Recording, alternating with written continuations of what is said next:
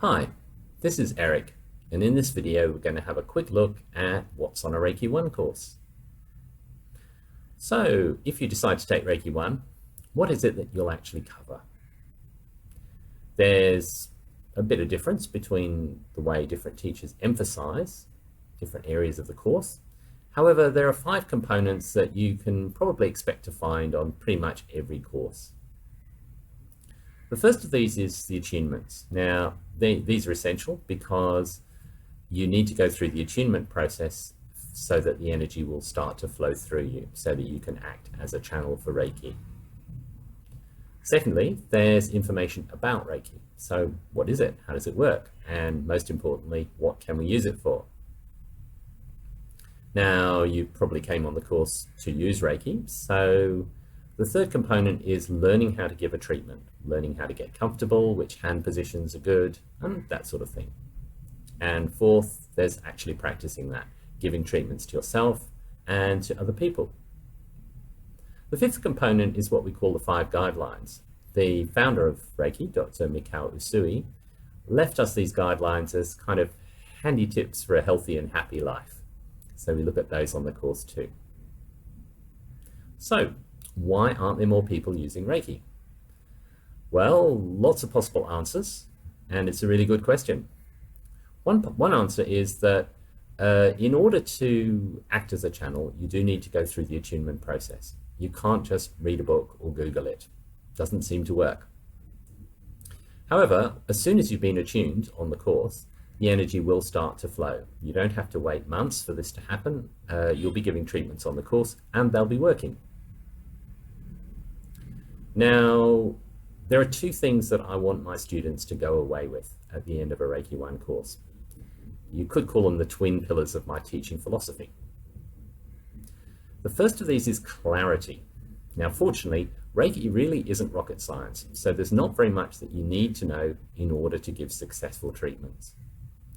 It would be possible to spend the whole weekend telling you stories about all the different scientific studies that have been done on Reiki, or weaving pictures of an exotic energy-filled universe populated by guides and angels who might be out there to help you along.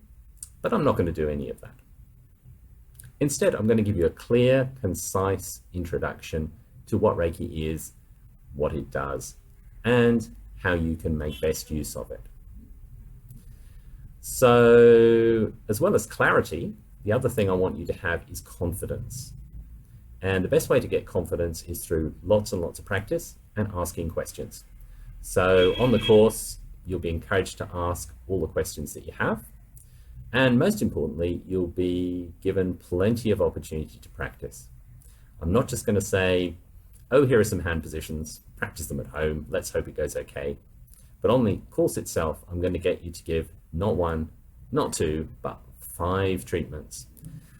You'll be treating yourself, you'll be treating other people, you'll learn and thoroughly practice 14 hand positions. You'll also learn about and practice healing with chakras. By the end of the course, you will have the confidence not only to use the structure that's available to you, but also to let go of that structure, because you'll have given so many treatments already that you'll know that all your treatments work.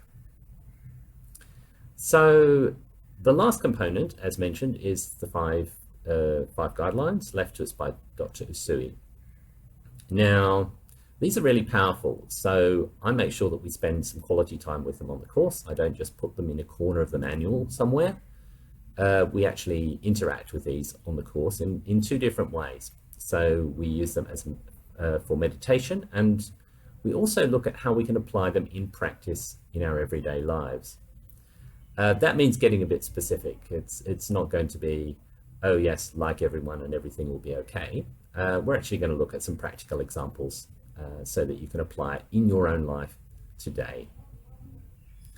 So I hope that gives you some idea of what we'll be looking at in Reiki 1. To make starting your journey easier, I now run the course in 2 different formats.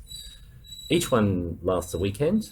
The hours are different to fit in with your schedule, but the content is the same. So it doesn't actually matter which format you choose. All my courses are in small groups. The maximum is 6, though they're often smaller. And that allows you to get all the personal attention you need, both in terms of getting your questions answered and in terms of me checking in with your treatments to make sure they're going well. So I hope you've enjoyed listening to this video, and I hope to see you on a course soon.